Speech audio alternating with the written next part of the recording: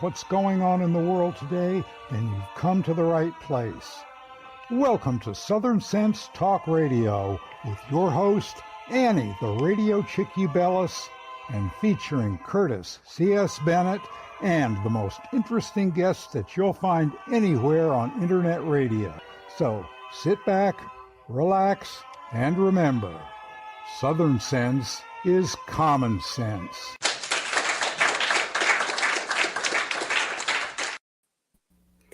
Good afternoon and welcome to another adventure here on Southern Sense. You're watching us live on Facebook, Twitch, Twitter, or X, or YouTube, our homepage, which is southernsense.net. I'm your hostess with the mostest, or I should say the least mostest, Annie, the Radio Chick-A-Dee. And today's guest co-host is the one, the only former U.S. Congressman from the great state of Florida, Ted Yoho. Good afternoon, Ted. How are you today? I'm doing great. It's been a while. It has been. I'm doing fine. Yeah, it has been. But we got this new format up finally. Everything's working beautifully. And the only way it screws up is if I screw. Are you still there? Running in the background is slowing us down. I hope that doesn't happen all day. Oh, God. That's the last thing we need. Anyway, we've got a lot to talk about. We've got great guests. We have running for Florida's District 23 for Congress, Gary Barve. And I've been reading a lot of articles on, it seems like he's a good contender, possibly to take the seat. Fingers crossed. He'll be on the first half. Then we have the Patriot Guard Riders. We're going to have 3 people on at the same time from them. Really fantastic story. Great work they're doing. That said, Ted, there's a lot going on in the news, too. So before we get into our dedication to a fallen hero, just want to mention President Trump has been having this back and forth war with Kamala Harris over whether or not they're going to debate. And this broke yesterday. He gave 3 dates for a debate with Queen Kamala. And let's see if she's going to show up. I believe one of them is going to be on ABC, one on NBC, and Trump is trying to maneuver to get one on Fox. We'll see if they do 3. But right now, we're looking at September 10th, possibly. We'll see. Hopefully. Yeah.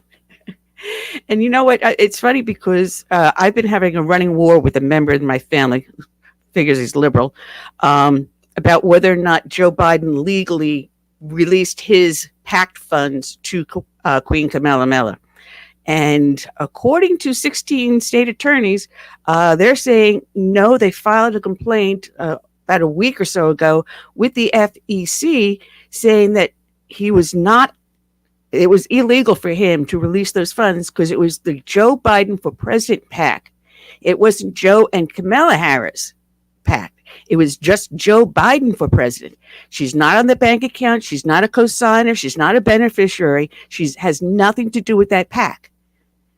And supposedly he released $96 million to it. So there's a complaint investigation going on. And the left is going, oh, there was nothing wrong with that because she's the presumptive nominee. But they haven't even had the convention yet. But Andy, you have to understand they're Democrats. It's okay to do that. But God forbid Trump or one of the other Republicans does that. Yeah. So we'll see what goes on. There's also rumors that now Iran is going to try to cause problems in our elections, pitting one side against the other. We know China's trying that. So Iran now is into cybersecurity, as well as now Russia, Iran, and China. It's going to be interesting to see what's going to be happening with these new AI ads. Yeah. No, I mean, they all do that. They've been doing that. So Iran's got a very high-tech cybersecurity part of their military apparatus, just like China does, just like North Korea. When I was in Congress, the NSA had people looking into our computers from China, and we had people looking into theirs. And so we're watching them hack into our stuff. And their rationale for not stopping it is they wanted to see what they were doing. And of course, they got F-35, the ejection seats and all those things, and they sold them online. Mm-hmm. Well, It's a lot to talk about today. I mean, the world is upside down. And matter of fact, in the latest Imprimis, which I read, came in last night, and I read it today, great article by John Fonte explaining the difference between national conservatism and freedom conservatism. And I guess that makes me a national conservatism. I mean, it was fantastic explaining how. End of that, he talks. I'm sorry, you broke up. That, he talks about how, at the very end of that, he talks about nationalism versus transformationists. And what we have on the Democratic side is the transformation that Barack Obama talked about 5 days before his inauguration, his first one, that they were going to fundamentally transform America. And they have been very successful at that. Yeah, they have. That they have. I'm reading about it, remembering how Ronald Reagan came up, and during his presidency, when he offered the amnesty to those 3 million illegal aliens, I'm screaming at the TV going, what the heck are you thinking? He made an agreement with the devil, and the devil came back and bit him in the butt. It was the worst decision I thought he ever made in his entire presidency. Well, on the other side of that, I agree with you. I was totally against that. You know, I lived in South Florida where the Mariel boat lift was, and Reagan agreed to the amnesty for the 3 million, provided the border security was enforced. And that's the part that never got done. And so he got bamboozled into that. And I was disappointed he did that. But I can understand why, and had he done that. And it's funny because the Democrats, when I was in Congress, they said, well, even Reagan, your icon of your party, gave amnesty to 3 million people. But they failed to mention how they worked against them to get the border secure. Exactly. Well, with that said, you know that we start off each and every show with a dedication to a fallen hero.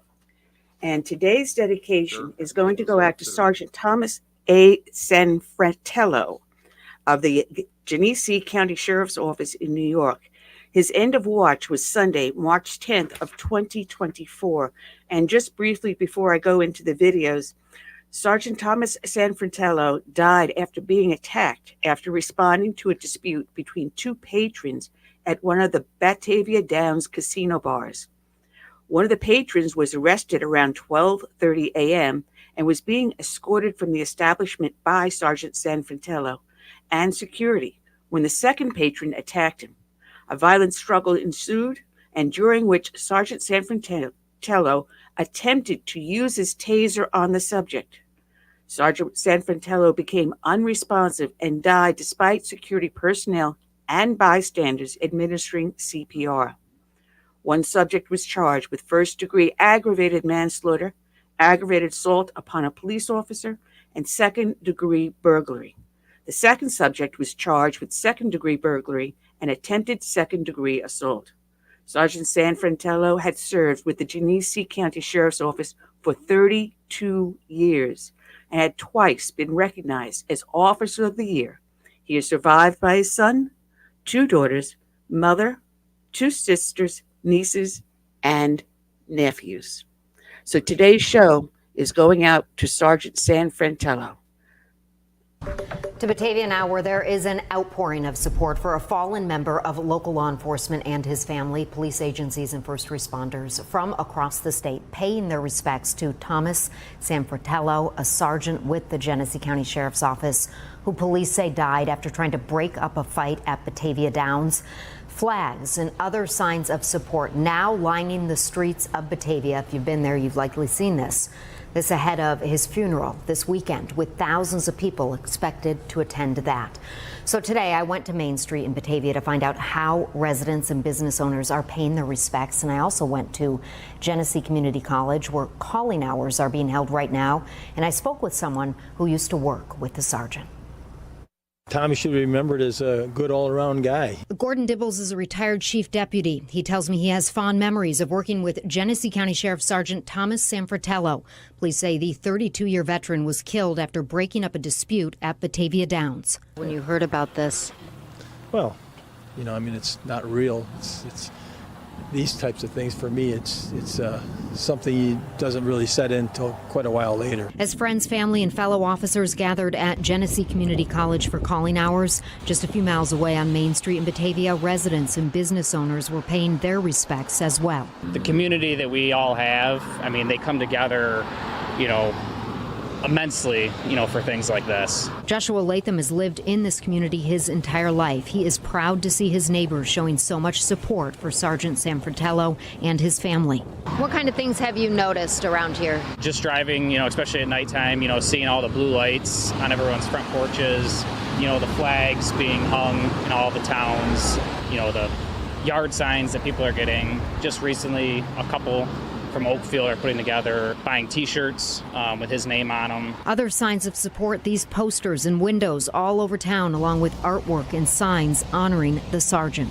You came into town today. What did you notice? I noticed all the sheriff's badges on all the businesses, and it was nice to see. People visiting Batavia Friday who heard about the tragedy also thinking of the victim. Leah Ford came into town for lunch with her family. I heard about it a few days ago, and I've seen things online about leaving flowers at the car and everything. And what have you been thinking as you read everything and see everything? It's just nice to see everybody come together with it and see the family getting the support that they should have. Anything you want to say to his family and friends? Just my condolences. He would be very appreciative of all of this. Retired Deputy Gordon Dibbles says he hopes people remember Sergeant Sanfratello for his service and upbeat personality. He also had a good sense of humor, and I think he would be more on the side of the celebrate life type of thing. But people are hurting, so this is what you do. And again, the funeral service for Sergeant Sanfratello is tomorrow at 11 a.m. It is at the Call Arena at Genesee Community College. That is located on College Road in Batavia. A burial service will follow at St. Joseph's Cemetery.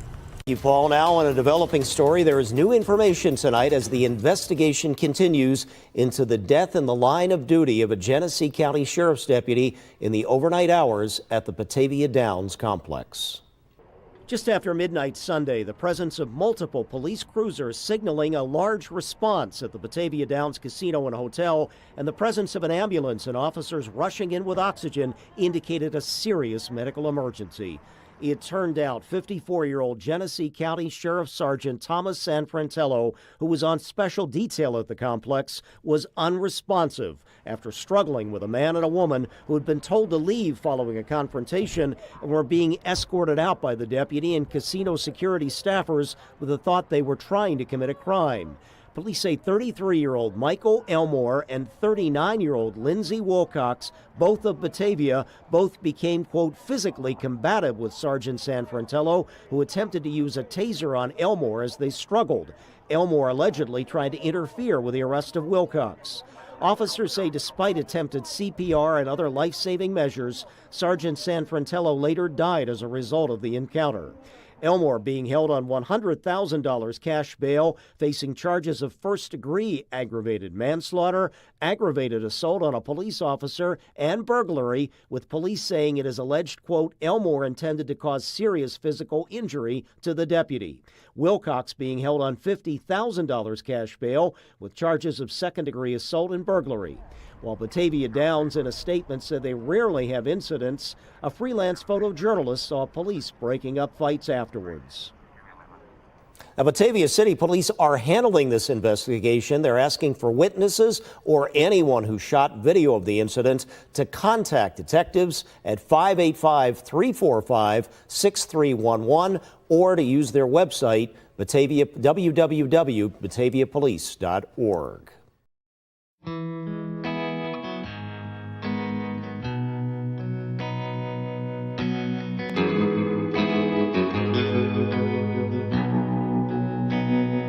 Let it be said, when we finish this race, we kept them free, we led with grace. Let it be seen, from sea to shining sea, beautiful America, living our legacy. Oh, Father, mother, sister, brother, oh, love each other. Oh, for the soul of the nation, for the next generation. Let us be known as people of honor, humble and bold, faithful through fire. Let us hold firm to our convictions with wide open hearts, eager to listen. Oh, father, mother, sister, brother. Oh, we gotta learn to love each other. Oh, for the soul of the nation, for the next generation.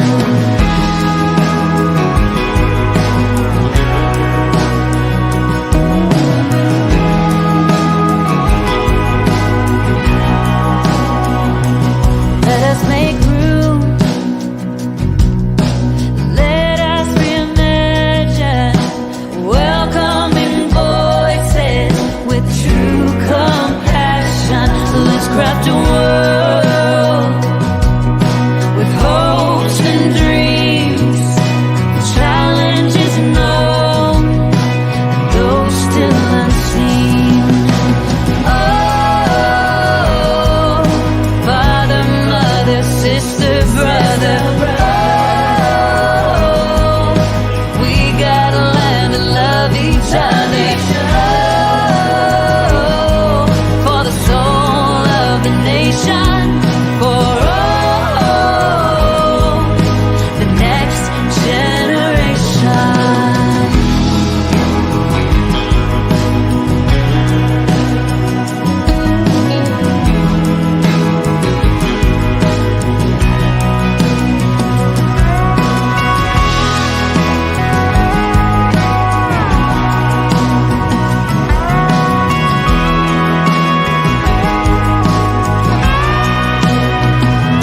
Let us be sure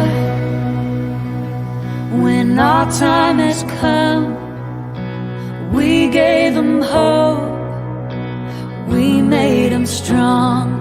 Let it be said when we finish this race, we kept them free, yeah, we led with grace. Oh, father, mother, sister, brother. Oh, we gotta learn to love each other. Oh, for the soul of the nation, for the next generation. Let it be said.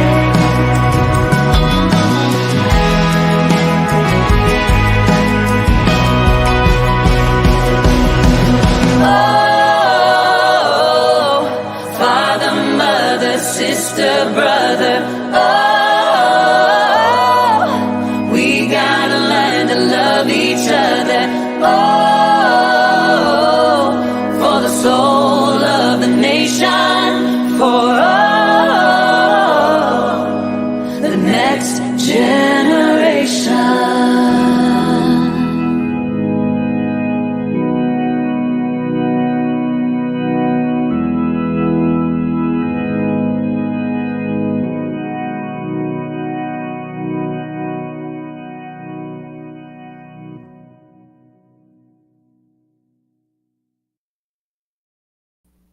All right, and we're back. You're here watching Southern Sense live on Facebook, Twitch, X, half a dozen other places. Just go to the name of the show, southernsense.net, and join us there also. We got our guest co-host here today. Ted Yoho is with us. I want to say welcome, Ted. Thank you for being with us. Good Lord. What a day, what a day, what a day. Matter of fact, I got a scam trying to call me on the phone. Goodbye. Anyway, we're waiting for our guest to to call in, to sign in or whatever. Just want to make sure I have, and that's not supposed to be ringing in the background. I thought I disconnected. Listen, there was a post that's been going around, and I've got a bunch of people of my Tea Party group that are doing the poll, taking the classes to be poll watchers. And this is going around, and someone had posted this saying that a good friend of theirs just finished the poll worker training, and the manager, and she passed all the classes and everything, but they said if you happen to get to the polls and you're handed a ballot to put into a voting machine, if it has a letter or a check mark or a star or an R or a D or any writing on the ballot at all, your ballot will be disqualified.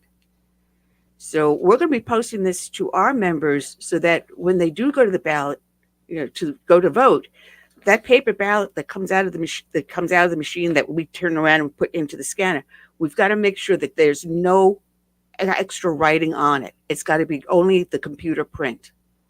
So this looks like it's some sort of a scam that they're trying to say, well, if you are a registered Republican, we're going to do something that your ballot's going to be disqualified for. It's a cautionary tale to let people know about that. Were you aware of this? No, I have not. I have not heard that, but this is the time. It's the funny season or the silly season, and all people are going to do all kinds of things. And the confidence people have in our voting system has been eroded more than I've ever seen in my lifetime. And it's stuff like this, and what happened in the last election. And let's hope this one runs a lot better, and that that the foreign adversaries are going to try to intervene and cause havoc. All right. We're having a little problem hearing you, Ted. Hope it works out. Let me see if I can enhance your mic a little bit. See if I can get you a little bit more volume here. All right. Is that any better? See, should I turn just off my slightly. camera? No, now you knocked out your Okay. camera. No face. Yeah, but can you hear me better? Yeah, we can hear you better. Okay. You want me to chime in? You want me to come back? I have got something going on with my phone, and I can't understand this. It's playing. It's not supposed to be playing. I turned the volume off. Huh. Oh, I'm just going to turn the phone off. There we go. I was wondering where that sound was coming from. See, something had a mess up today. Something had a mess up. Just couldn't get it nice and easy. But everyone is, we're all, I guess, nervous about this upcoming election and finding areas where they may try to do fraud. We know that there's several groups out there that if you go to get your driver's license in a state, a lot of the states don't have your place of birth on the driver's license. And that way they can take it a motor voter enrollment, what they call it. If there's no way of proving that you were born here or born somewhere else, they automatically enroll you to vote. They do. We can thank Bill Clinton and the Democrats for that. Motor voter registration. You go down and get your license and they automatically register you to vote. Well, the House passed the Save the Voter Act.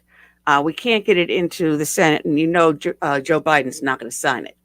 But if we can get Trump in office, we can and take back the Senate, we probably can get this through, because they do require at that point your place of birth to be placed on the driver's license. It just simply makes sense.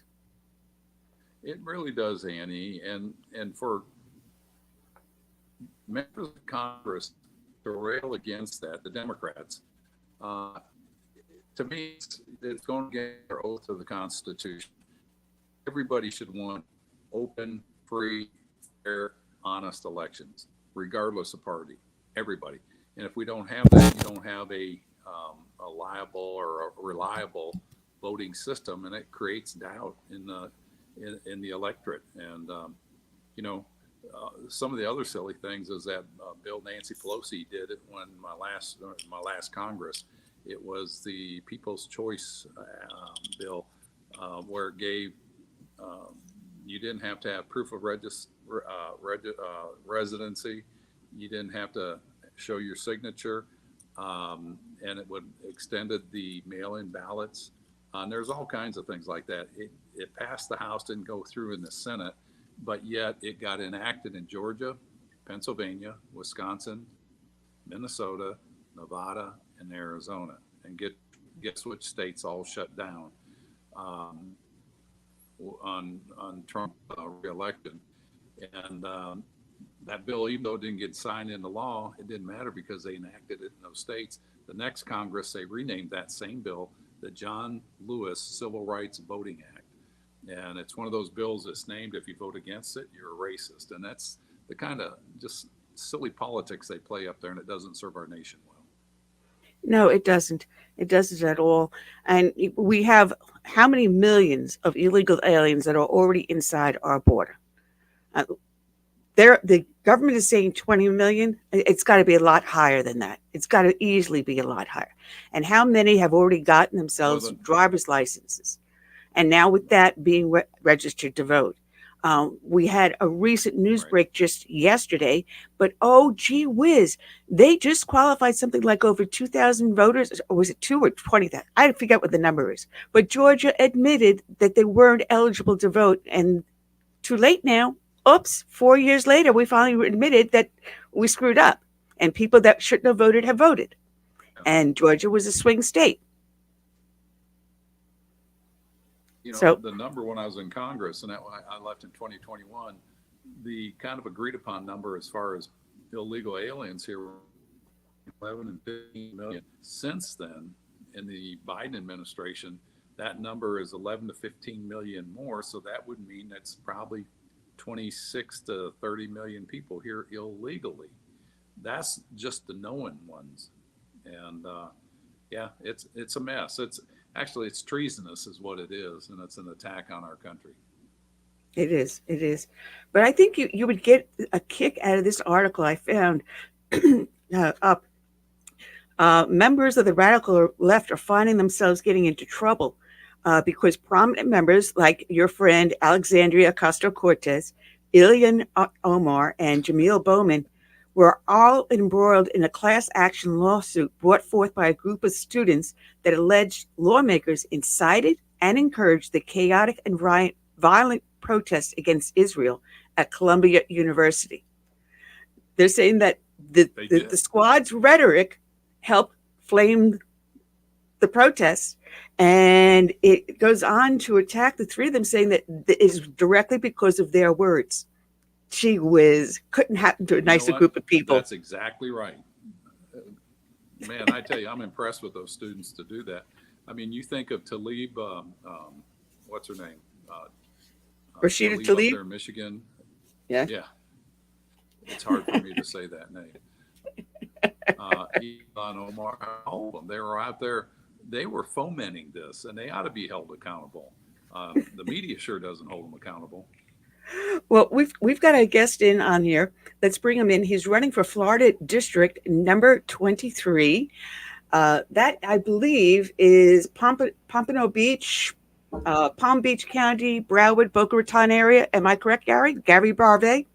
Yes, it's thank you, Annie. It's great to be back on your show. Again, it's last name's pronounced Barve, but yes, you're absolutely right, Annie.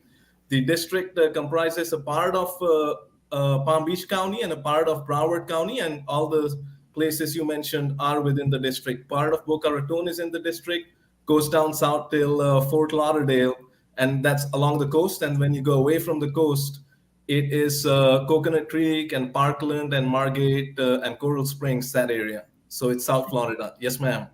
Well, you've got your primary coming up really short time, in just 11 days, right? That is correct. You're right. August 20th, early voting starts, I believe, tomorrow, August 10th. And I'm the biggest supporter of President Trump. I'll say this, Annie, not just in the district, but in the entire country. I believe I'm the biggest supporter of President Trump. And I'm fighting for President Trump in a much stronger way compared to any of my primary Republican opponents. I have 5 Republican opponents running against me. And my humble request to the great American people watching this show right now is please vote Gary Barve for U.S. Congress in Florida's 23rd District. If you support President Trump, I believe I'm the obvious choice. Look at the smile on Ted's face. He's liking it. Say that again, Annie? No, Ted was trying to say something. Ted, what happened? Okay. You gotta ask for the vote. If you don't ask for it, you shouldn't be on there. So you did a good job, Gary. Thank you, Mr. Ted. Thank you, sir. Appreciate it. Yeah. Now, when I was pulling up the articles, there's a recent article that just came out. I think it was about maybe a little over a week ago in the Palm Beach Post. And as I'm going through it, it named the main districts that were up in Florida for the primary. And it had what? District 21 and 22 and 23. And when they mentioned District 23, my, oh my, it only mentioned 3 people. And guess what? The first name at the first sentence of that part of the article was yours, Gary Barve. All right. Well, I'll tell you what, Annie. I believe if you've got more media attention, more press coverage, more radio shows, more podcasts like your great show today, Annie, than any of the Republican primary election opponents. And I just genuinely believe this. I believe not just am I the biggest supporter of President Trump in the district, but I'll say it, all the 5 Republican opponents running against me, including Moskowitz, are extremely boring candidates. I call them big bores. They're big bores. They're big bore candidates. And, I pointed that out. There was a recent interview by Mr. Joel Malkin on iHeartRadio. And he asked everyone the question, or a lot of the candidates the question, will you vote with President Trump 100% of the time? Meaning, every vote that you cast, will it be 100% aligned with President Trump? I believe I'm the only candidate who has made this campaign promise on the campaign website, and I will keep my promises. I've built a reputation in the political realm that I keep my promises, and I will vote with President Trump 100% of the time. And, you look at their interviews, the opponents, you look at Joe Kaufman, Carla Spalding, Darlene Swaffer, Robert Weinroth, and Taluska. They're extremely boring interviews. They're just not interesting. And I just don't think they have the gravitas to win against Moskowitz. And I genuinely believe, even though they might have raised a little bit more funds, I genuinely believe we have the name recognition in the district, known as the biggest supporter of President Trump, to win this election and take it home on August 20th, 2024. And sorry, go on. I was going to say, well, why don't you give the listeners a little bit of a background of who you are? Because a lot of people turn around and listen to you and look at you and say, but you're not born here in the United States, but you were. I'm 100% American, I'll tell you that. I love the country. I love the country, Annie and Ted. I love America. And so I'll share a little bit about me. I was born in Summit, New Jersey in 1984. And, I've said this on air before. I might have said it on your show previously as well. I say this to the American people. I have President Donald J. Trump, Republican American blood in me.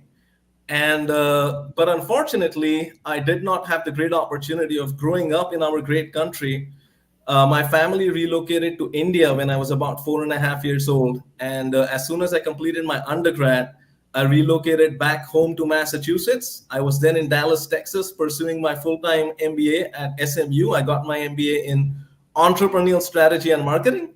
And it was during the final stages of my MBA course, Annie and Ted, that tragedy struck my life. And I was diagnosed with a clinical depression-related illness right at the final stages of the course.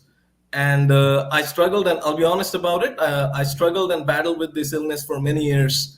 But I learned a lot from my battle with clinical depression-related illness as well. I learned to never, ever give up and to always keep fighting for our country, for President Trump's America First agenda, and for our great American people. Never give up, irrespective of the opposition, irrespective of the odds against us.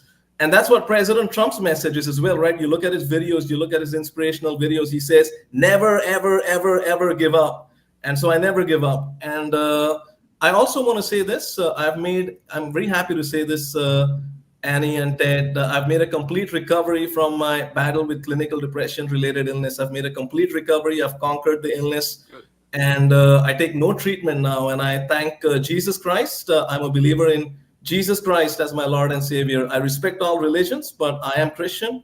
And I believe the Bible is the Word of God.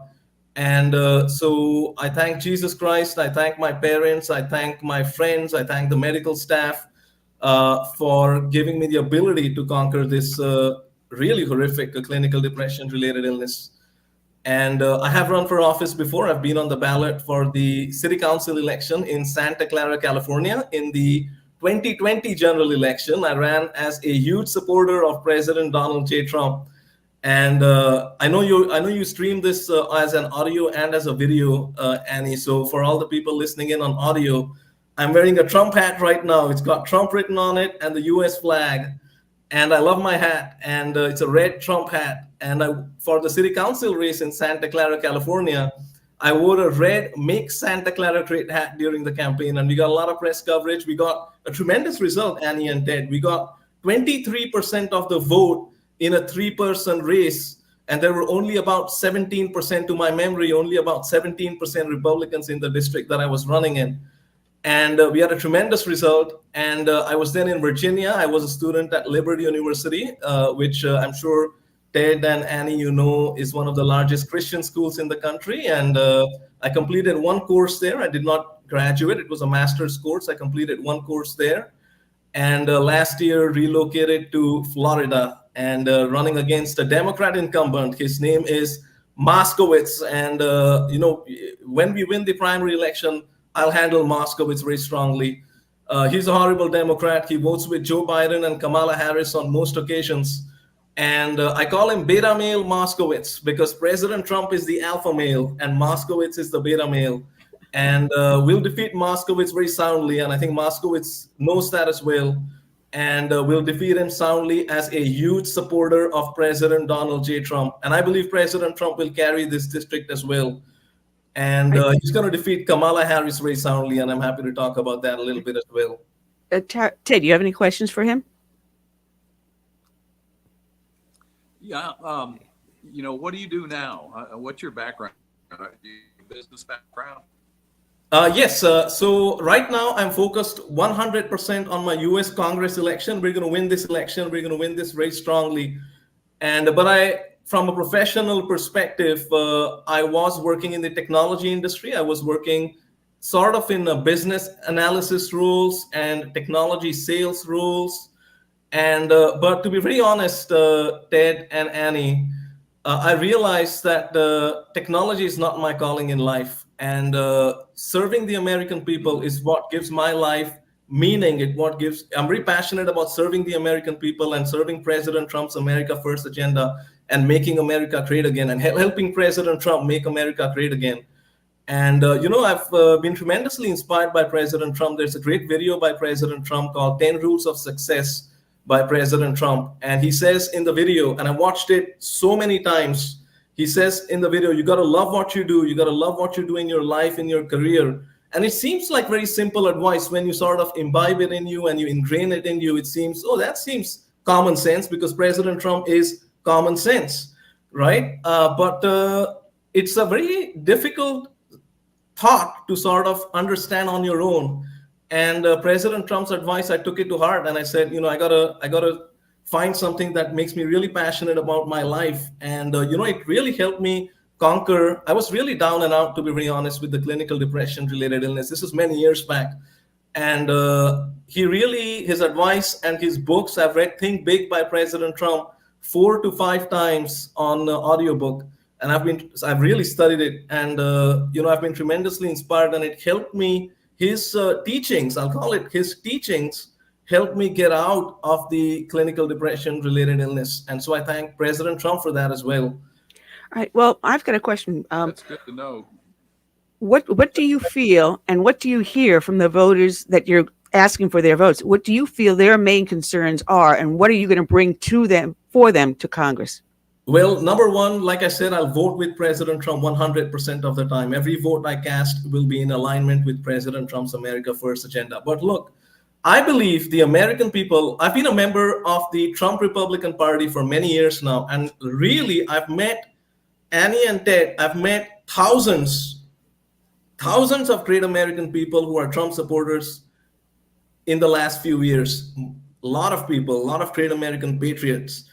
And I have realized that, especially when a candidate is running for federal office, the great American people care about the country. They really love the country, and they want the country to succeed, and they want the country to do well, and they want the country to do great. And I sort of realized that it's the national issues that the people care about.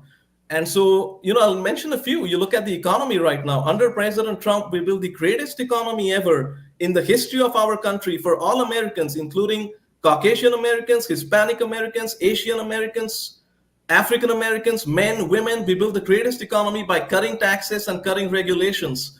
And, inflation was largely under check. Like President Trump said yesterday at his incredible press conference, the inflation number under President Trump was perfect, 1.4, something like that. It was a perfect number. Right. And under Joe Biden, Kamala Harris, and Moskowitz, you have tremendous inflation, and we're not drilling for oil and gas in our country, and it's a horrible situation. People are having trouble putting food on the table for their families and filling gas in their vehicles, and it's a really tough situation. But the issue that's really close to my heart, to be very honest, along with economy, is fighting against and my position against illegal immigration. And I'll share a story with you that sort of presents my position against illegal immigration. July 13th, as Ted and Annie, was, the horrific assassination attempt against President Trump. And I was actually at the Vietnamese Make America Great Again event, and I was supposed to speak. In about an hour after this, I heard about this horrific incident. I was actually talking to a candidate for sheriff, and if I remember correctly, he's the one who broke that news to me, and I was devastated. But to show my love, support, and solidarity with President Trump, I love President Trump, and so to show my love, support, and solidarity with President Trump, I said the following three things. First, I said my direct message to the criminals and the gangs and the cartels such as MS-13, to the drug dealers, to the drug smugglers, to the human traffickers is this. Your brutal reign of terror in our great United States of America comes to an end on November 5th, 2024, when President Donald J. Trump will win the election, and we will shut down the southern border. We will build the wall. We will stop catch and release. We will stop asylum fraud, and we will designate all foreign cartels in our country as foreign terrorist organizations, and we will choke off their supply to the global financial system, and we will once again make America great again. And I think that Annie and Ted, that message in that moment where everyone had just heard about the horrific assassination attempt was a message of strength, and I think people resonated to that. And I think it was really appreciated by the incredible Make America Great Again supporting people attending the event. And the second thing I mentioned was, look, we know that bullets were fired at President Trump. And my message to the criminals is this. If you fire a bullet at President Trump, or if you fire a bullet at me, fighting for my and our great United States of America, I believe, and I'm sure President Trump also believes, it is not our responsibility to duck from the bullet. It is the bullet's responsibility to miss us. And what that means is it's a statement of strength and courage. President Trump and I and the great MAGA supporters are fighting for our country with strength and courage. And we're not going to take a step back. We're going to keep fighting for our country. And the third thing I said, what I said previously as well, I believe I'm a believer in Jesus Christ and as my Lord and Savior. And I said, I believe Jesus Christ is with President Trump. Jesus Christ is with our country. And Jesus Christ is with our great American people. And I believe President Trump will win the election on November 5th, 2024, and he will save America. And so, you look at the reaction that President Trump had, Annie and Ted, when he was shot in the ear, but his reaction was just incredible. He got right back up and he said, fight, fight, fight. In that moment of terror, he showed the tremendous love that he has for our country and for our American people and the courage. right? The courage is something that is tremendous as well. And so, look, I believe Jesus Christ is with President Trump and he will win the election. Go ahead, That's Ted. the feeling people need to remember is when he went up and he got up and he said that in the moment of that situation.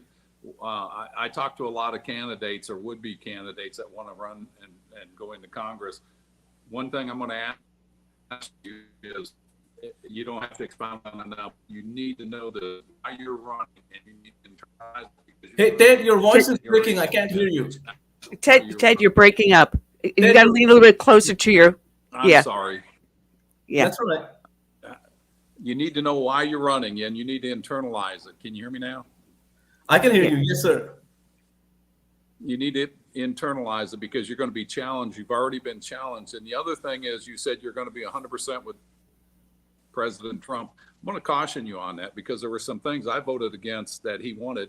One of them was the repeal and the replacement of Obamacare that never was going to repeal it or replace it. But Paul Ryan and the Republican Party, in fact, I was in the Oval Office with President Trump and he asked me to support it. And I told him I wouldn't for these reasons. And, that bill, it never came up and we're stuck with Obamacare.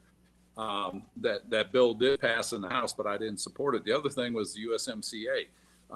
It replaced NAFTA, but yet it was detrimental to the Florida farmers that are seasonally growing with Mexico and that. And I was the only Republican in Florida that voted against that because I know the agriculture system down here and I know what the effect it had on our farmers.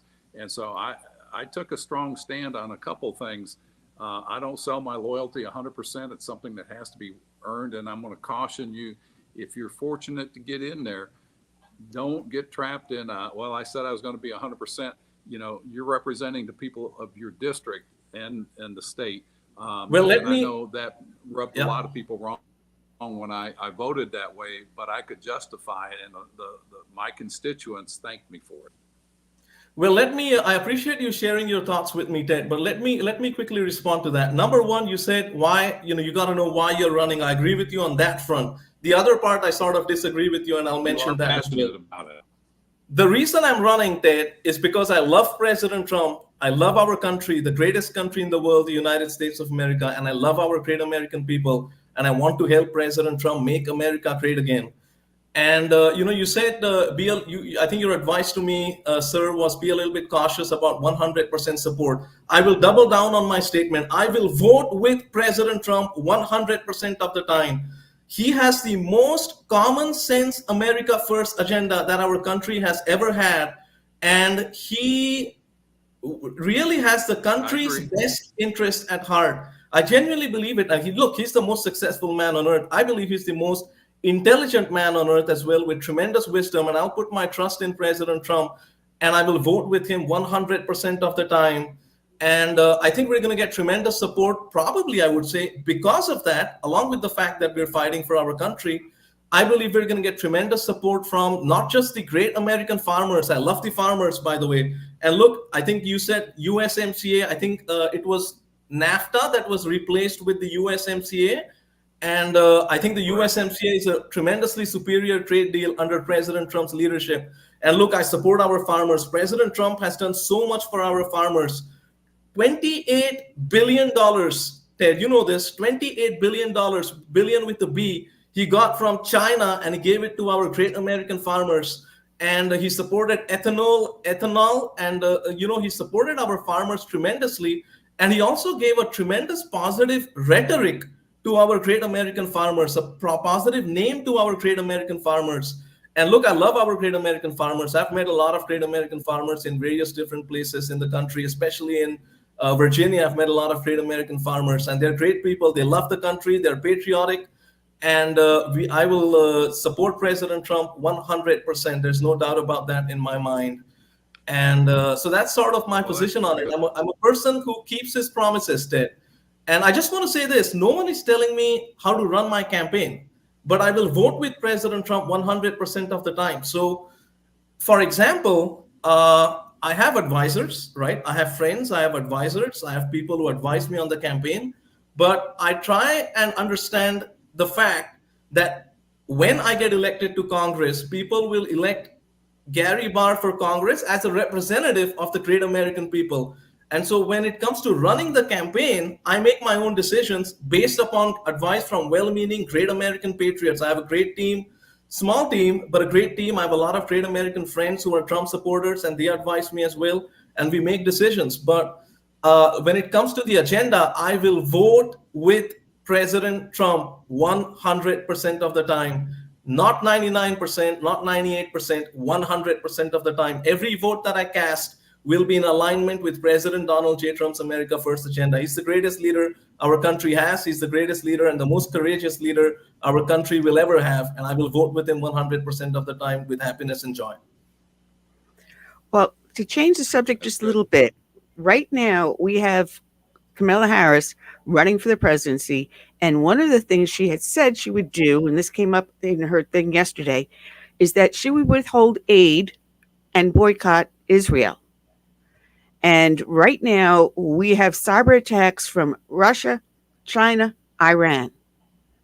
And if we leave Israel weak, we may not have an Israel. So what would you do? Well, the first thing I'll say is I support Israel 100%. I believe Israel is our friend and ally.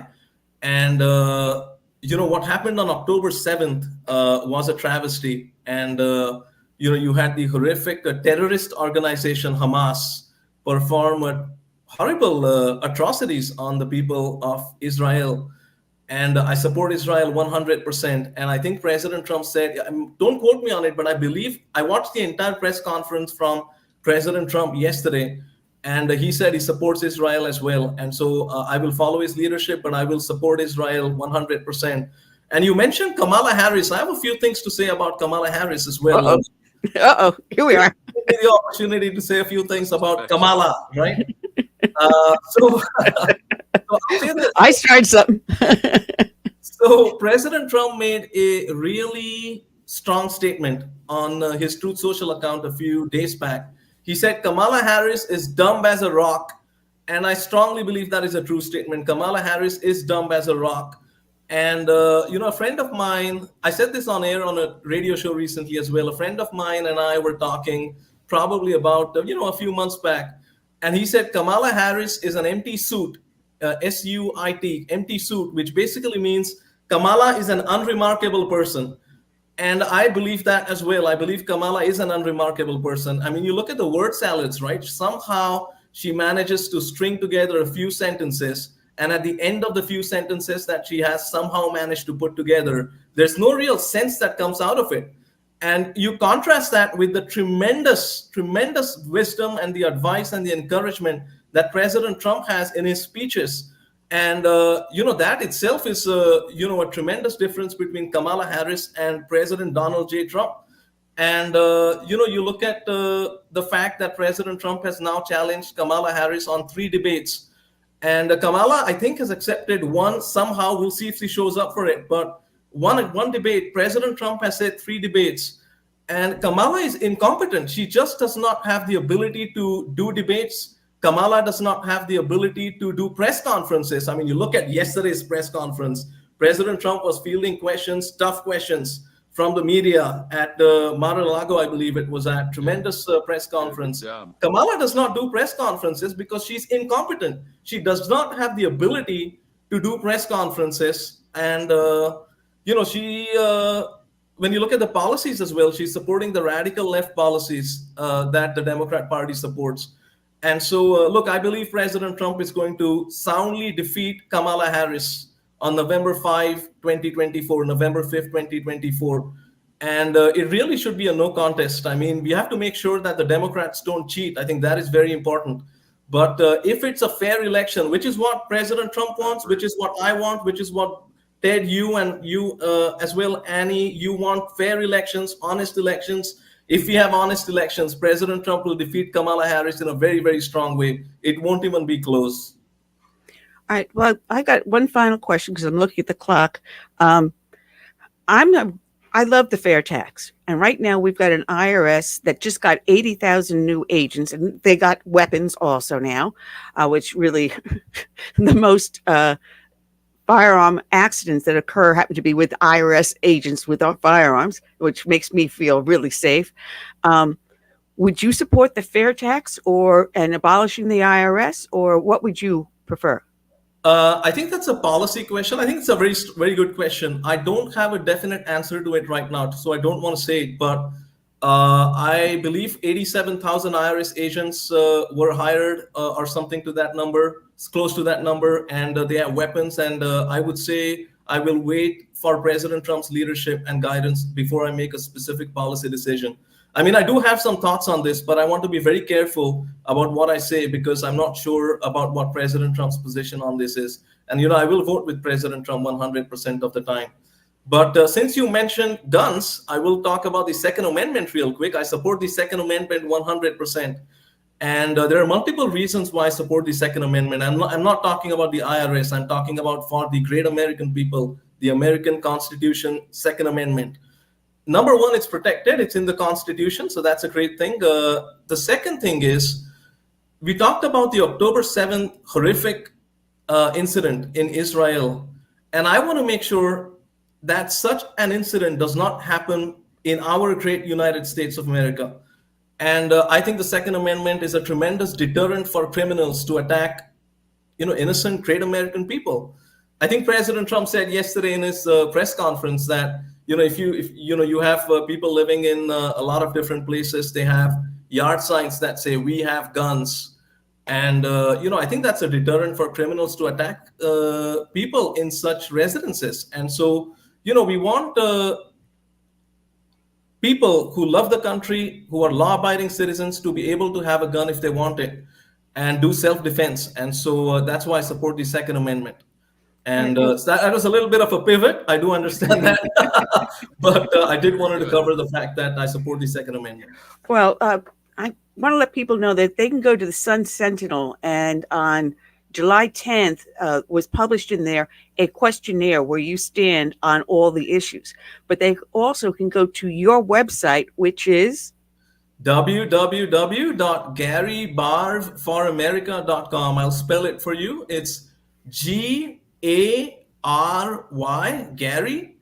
Barve, it's spelled B as in boy, A as in America, R as in Republican, V as in victory, E as in elephant, foramerica.com. It's www.garybarveforamerica.com. And I'll just say this, quick plug. If I'm talking to your great viewers and listeners, Annie and Ted, if you support President Trump and if you like what I had to say today, and if you would like to make a quick campaign contribution, that would be very appreciated. We're making a last push to raise some funds for our campaign.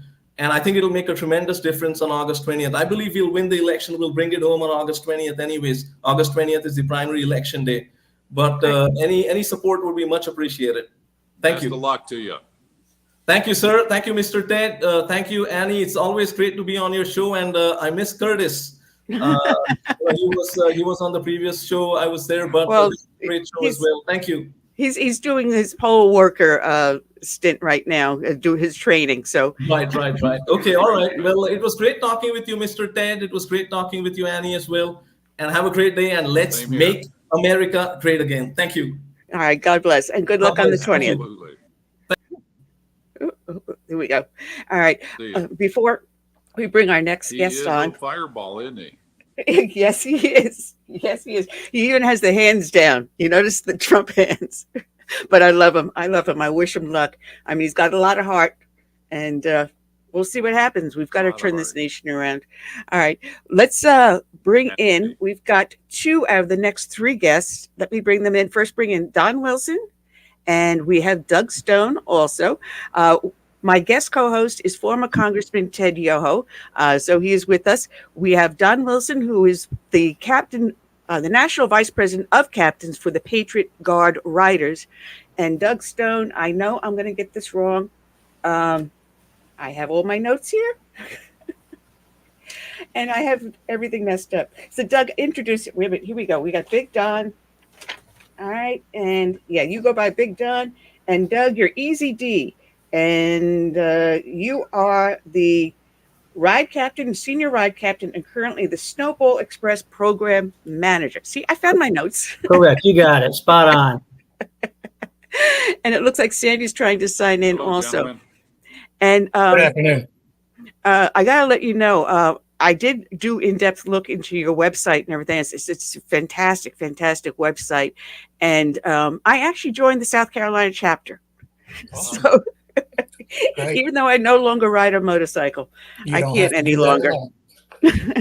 So let's bring in Sandi Barrett, who's the spokesperson for the Patriot Guard Riders. And people can find it at patriotguard.org. I've got a lot of questions to start with, and let me just get my notes here together. Basically, let's start with Don. What does the Patriot Guard actually do? It was formed not too long ago, really. Yeah, so we were formed in 2005. We're a 100% volunteer organization. We're a federally registered 501c charity. What we do is we ensure dignity and respect and memorial services for fallen military heroes, first responders, and honorably discharged veterans. We do that through many ways. In the beginning, what brought us together was riding motorcycles. Most of us were motorcycle riders. There was a need for what we do. Starting in that era in 2005, we had soldiers that were being killed in battle, Afghanistan, Iraq, in the surrounding battles that were going on. And there was an extremist group.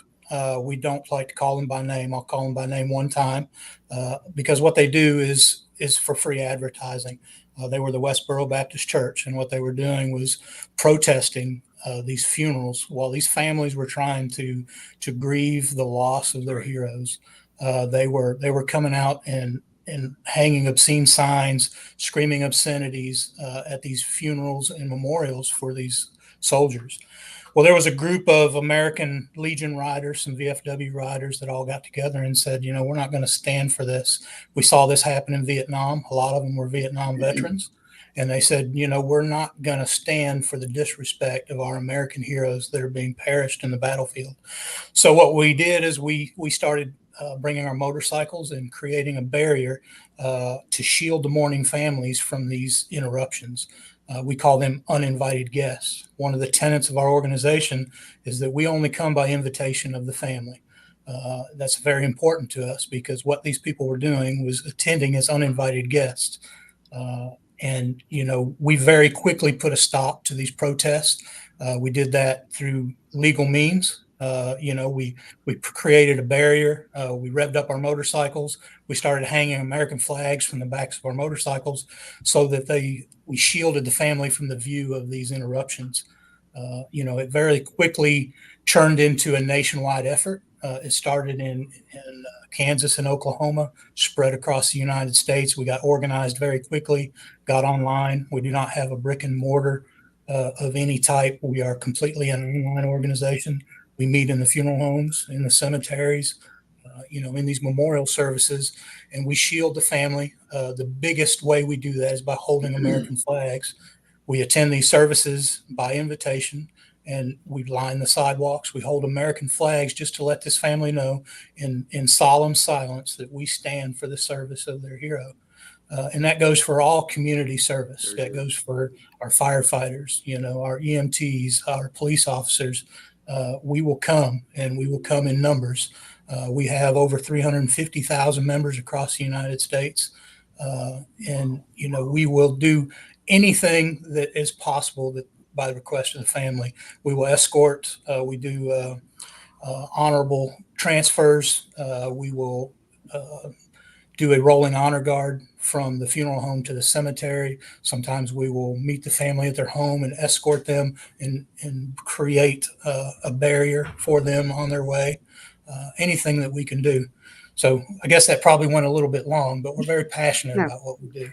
No, right now I'm fighting back.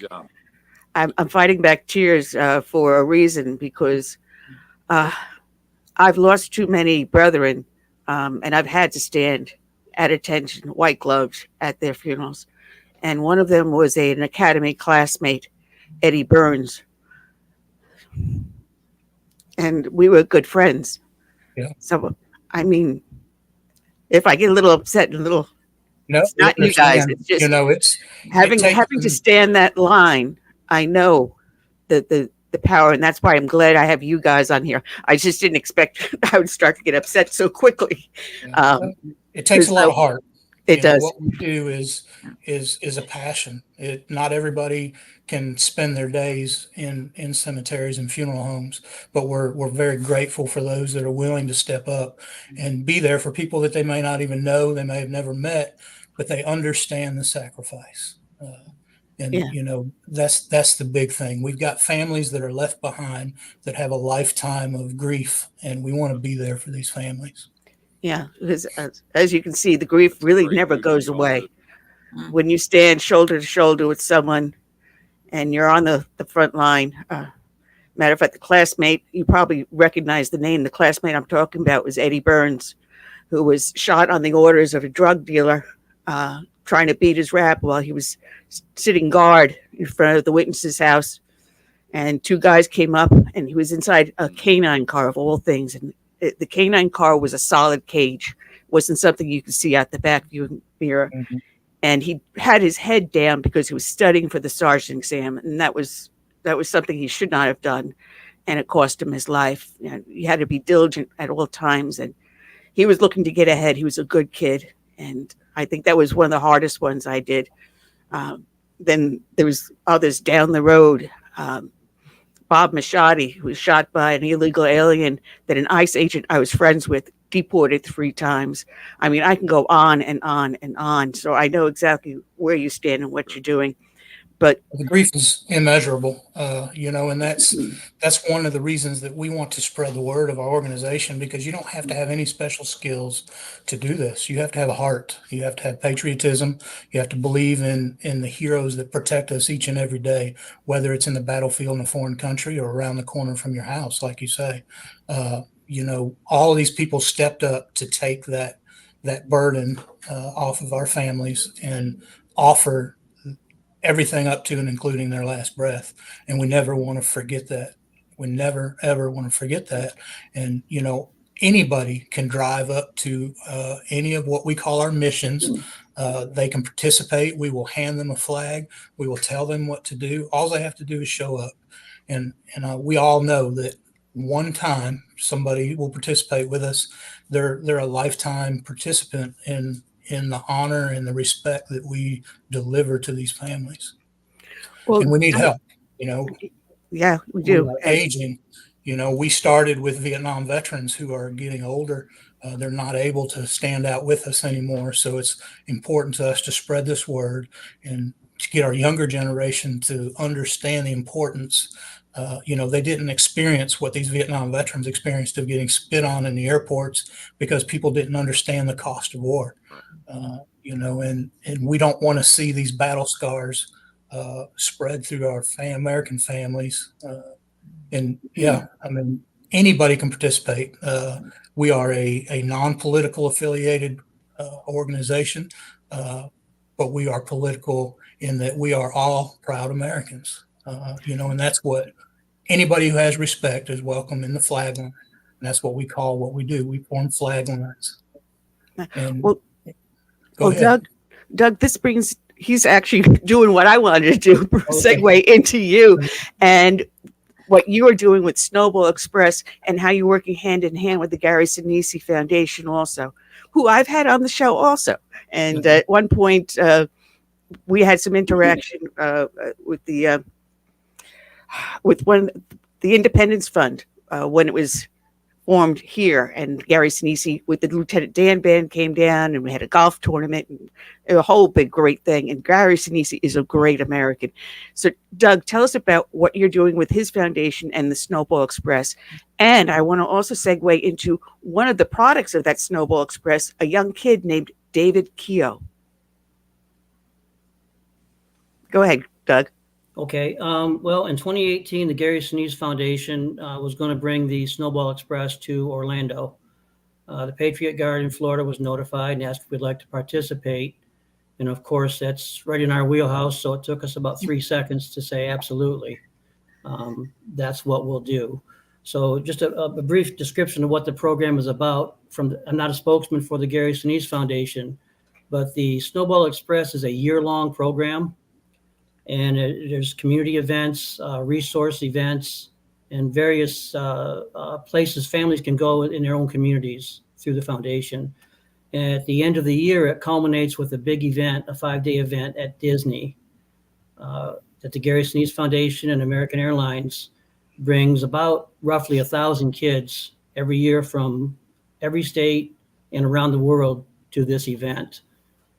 The event brings these kids together for fun, but more importantly, it gives them a time of bonding and companionship and with other kids like themselves. So they know that they are not alone out there with kids who have suffered the same loss. The Patriot Guard Riders, we have a room as part of the program that the children can come to. And what we do there is we support them. They come in and we give each child a leather vest, and they can choose from thousands of patches. And what they do with these vests, most of the kids will choose patches and commemorate their fallen parent with it. Some of the kids' parents tell us that the kids, it's hard to get the vest off of them to take a shower. They're so proud of the vests. For fun, bonding, and healing, we provide about 1,000 comfort bears. They're teddy bears that we make handmade little vests for with Patriot Guard items and pins on them. Dog tags. Every child gets a dog tag with their name on one side and their fallen parent's name on the other. And they hold those pretty close.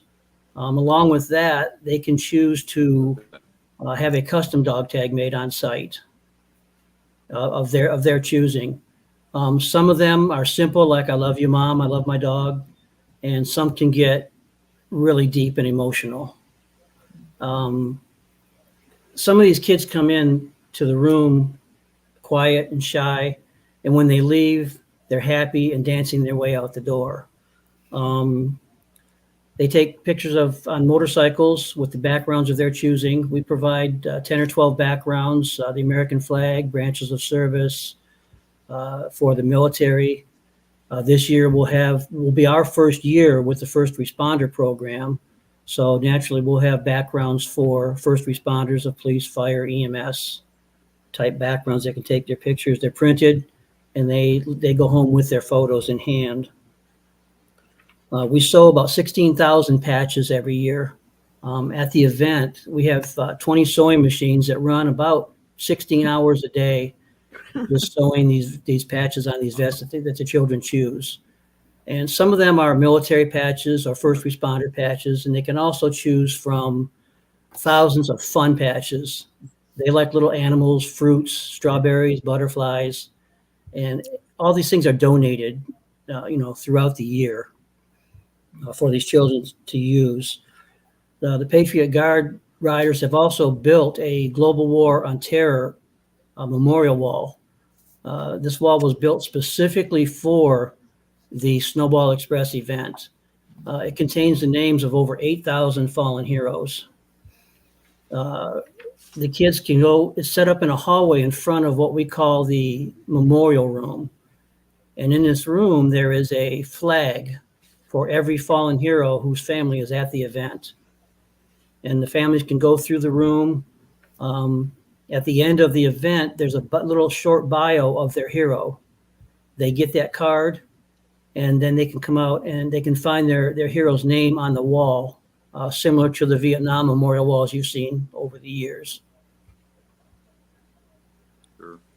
And this year, Sounds like a great service and just a great thing. Thank you. Can you hear me? And we're also going to have a first responder memorial wall there this year.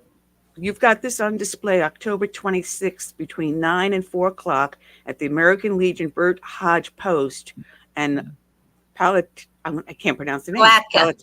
Palatka. Thank you. Thank you. Palatka, Florida. That's in my backyard. Yeah, you're from here. Yeah, Curtis and I both belong to that American Legion. So that was the area you represented in Congress, wasn't it, Ted? Yeah, Bert Hodge post is a great, very active post. We're 24. All right, you're breaking up, Ted, again. That's good to know. I'm sorry about that. We're having a problem with your audio. No, I apologize. Just one of those days. I think it's a leftover from the storm. Some of the internet has been going up and down in the area. I'd like to connect a little bit with Don with the Patriot Guard.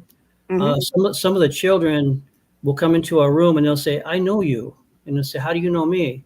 And they'll tell us a story about how we were at their parents' funeral, or how we escorted their loved one to their final resting place. So there's a big connection between the Patriot Guard and these military families that come to this event. Yeah, there was an incredible a reunion this year for me. We had a young girl who was visiting who had actually, these kids graduate out. They get a special package when they graduate out at 18. Well, there was a young girl that had moved to Florida, and she knew that Snowball Express was there, and she came in specifically just to see the Patriot Guard and see her father's name on the wall, and she recognized me from her mother's funeral. So her mother had recently passed away, and she was a Gold Star mom. You know, anybody who has lost an immediate family member becomes a Gold Star family member, and that's what we call these kids. They're Gold Star kids. Well, you know, through the coincidence that I did her mother's funeral, that we were there and stood with flags and honored her mother, who was a Gold Star mother. She had never rode on a motorcycle, so she got to come as an adult and ride on my motorcycle for the first time with a flag hanging off the back of it. She actually came to another event just recently with us that we do annually called a Gathering of the Guard event, and got to ride for 2 days with us. You know, we see these kids at the worst possible day of their life. When we stand for these soldiers that have given their all, we see these kids in tears, unbelievable grief. To be able to connect with them at the Genesee Snowball Express event and see them smile and laugh and sometimes cry is healing for both of us. You know, it's healing for us as members of a proud community, and so healing for these children who are now surrounded by other children who have experienced the same things that they have. It's just an incredible event that deserves as much support as possible. The event you were talking about at the American Legion, Bert Hodge, Post 45 at Palatka, is a great way to support. They're going to have breakfast and lunch and a silent auction, and all that money will go towards supporting the Genesee Snowball event and the activities that Patriot Guard do there. Like I said, we are a 100% volunteer organization. We do not fundraise, so it is a big ordeal for us to be able to purchase, you know, $40,000 to $80,000 worth of supplies to support these children. Like I say, just people with their attendance is a huge value to us. You know, you can go, as you said, Ann, to patriotguard.org. It costs nothing to sign up as a member of Patriot Guard. You don't have to ride a bike. You don't have to attend a meeting. All that does is put you on an email list to let you know what we're doing in your area. You can subscribe to your state. You can subscribe to a state that you visit at any time, and you'll just get notifications of what we're doing. We do so much for these heroes. In addition to standing at funerals and memorial services, we have a program called Help on the Home Front, which is similar to what we do. He's doing the interview for me. I love this. Yeah. So Help on the Home Front, you know, we do homes for heroes. We participate in adaptable houses for you know, disabled veterans. You know, we participate in a lot of welcome homes. Regard too, huh? That's great. Yeah. Anything that we can do to support our community of heroes, you know, from military to first responders. Let me Sandy in here for a second, because Sandy, I mean, I love these guys, but you're sitting there. I'm sorry, they're ignoring you. The women they ignore. Well, as you know, Curtis and I are friends, and he had, I was telling him about the Snowball Express and bringing the walls, and he says, "Oh, we got to have you on the show." And I thought about it. I says, let me ask Doug and Don to come on with me, because I'm a Patriot Guard Rider proudly, and I support Snowball, but I know most of what they're saying, but they're the experts. So I'm more than glad to sit here and just nod my head and agree with what they're saying. Sandy is the most important part of our organization. What Sandy does is what the Patriot Guard is. We can't, us sitting around talking does nothing for these heroes. The people who stand and hold that flag are the most important part of what we do. And that's where we need help. We need community.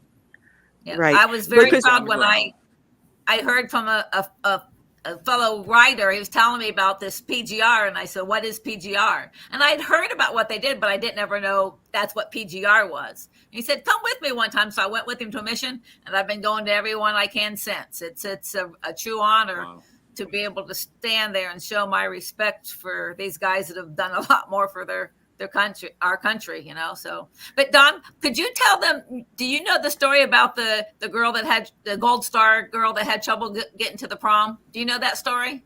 Well, I know of it, Sandy. I can't tell the exact specifics, but there was let me real briefly, because you say that the PGR, and Don, you can correct me if I'm wrong. Like he was talking about, we do the Hoff missions and other stuff, but there was a Gold Star girl, and I don't know the whole details, so out west, I know she was, but she had no date or escort to the prom, her high school prom, so she wasn't going to go. And some of the PGR guys found out about it. They made arrangements ahead of time. They took her shopping for a dress, bought her the dress. They went back the night of her prom, escorted her a bunch of motorcycles, took her to the prom. Some of them even stayed and danced with her for a while. And she just made sure she had a really good time for her prom. So sometimes there are things that we do that are, much more enjoyable. It's our honor to do funerals, but sometimes we do other things too. Well, the home building for the disabled is absolutely one of the great things. Matter of fact, there is one going up tomorrow for Sergeant Russell Carter in Lathina, Florida. So people can learn about that. But also, you show up for deployments. Now, yes. I live in the heart of the Tri-Command here in Beaufort, because I've got the Parris Island Marine Corps Depot. I got the Marine Corps Air Station. I got the Naval Hospital. So we're surrounded by military, and you're constantly hearing people being deployed. But I didn't know that this is one of the things that you guys did. How marvelous that to know when these guys are leaving to go, whatever their deployment be, wherever in the world they're being sent, there are people back here that really, truly do support them. And that's great. People have to get onto this website, patriotguard.org. And you do need donations for the Snowball Express, for the patches, for the vests. Wreaths Across America is another thing that you have coming on. And that is going to be Arlington Cemetery, December 14th, where you tell that occurs in over 100,000 cemeteries across the United States. So we have local support all over the country, as well as supporting the Arlington National Cemetery. Our goal is to eventually cover every veteran's grave at Christmas time with a wreath. That's a huge, the wreaths are $17 a piece, and it's all by donation. But we will escort those trucks out of Maine, to their location. We'll escort them into the small cemeteries. There's so many ways to give to our community of heroes and their families. We want to be a part of everything, and it takes lots of numbers. And if anybody out there has any inkling of participation, like I say, go to patriotguard.org, just click on the membership button, no cost, no participation requirements. Feel free to click any of the email buttons and you'll get help. We have the friendliest organization I know of. People in our organization will go out of the way to help anybody. Well, there's our 262,000 veteran graves, and your goal is to cover every last one. And yet, so far, you're just under 10,000 you've got. I'm showing 9,482 at the time of I printed this out.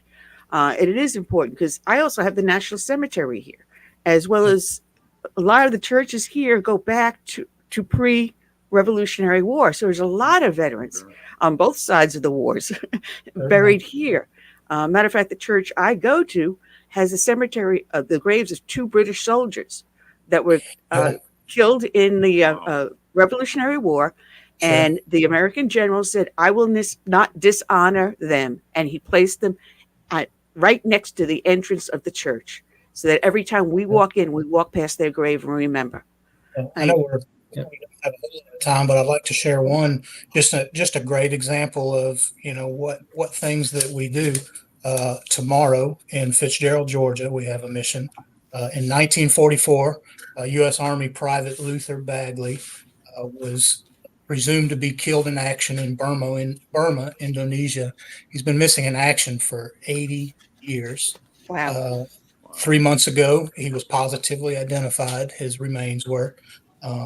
He left behind a 19-year-old wife, pregnant wife, in 1944. His remains will be buried in his hometown of Fitzgerald, Georgia, tomorrow morning at 10 o'clock. He will meet his 100-year-old wife along with his 80-year-old son at the funeral home. Oh, God bless. After 80 years, this family will finally have closure. And that's why we do what we do. We want to be there to support this community that's been missing this hero for 80 years. Wow. And his wife has survived this long to finally get closure. That's amazing. What a great service, and it's got to be every day. Great amount of effort. Knowing what you're doing, and to the family and to you guys too, just getting out there and doing that and being involved, and you're really impacting lives, like nobody else can. So great job. Thank you. I'd like to touch on a if we have just a second, on a Snowball Express story. Anybody who volunteers for Snowball Express, they'll tell you the same thing. You're going to laugh, you're going to cry, and sometimes you're going to do both at the same time. One story that it touches you, and one that touched my heart, I witnessed it. A young boy came into our room about, 7 or 8 years old, and he had a patch. And he walked around and he sized up every sewer. There's 20 sewers. He sized up every sewer and he picked one. And he walked over and he said, "Can you sew good?" And our sewer said, "Yes." "Are you sure you can sew good?" "Yes, I can sew good." He said, "Here's this patch. Can you sew this patch without damaging it or losing any threads?" And he's leaning on the table like this, staring her in the face. And she said, "Yes, I can." He said, "Because that came off my daddy's shirt that he was killed in." Oh, wow. Somehow he got the patch off his father's uniform. So it was so important to him. I'm choking up now telling the story. And it was so important to him to make sure he found the right sewer to do that. And those kinds of stories go on and on and on for 2 weeks. Well, it'll be 2 weeks this year, 4 weeks in the past. Well, it's just an amazing event. Nice sweat. Yeah. Well, guys, it has been a lot of fun. We are out of time. The show has gone so fast. And thank you for Congressman Ted Yoho for joining us from the great state of Florida. And Don and Doug and Sandy. And I'm telling people, go out to patriotguard.org. Take a look at all the wonderful things you got going on. We even have instructions that if someone does want to show up with the Patriot Guard, it tells you how to dress and what to do, saying it is non-political, to leave that stuff behind.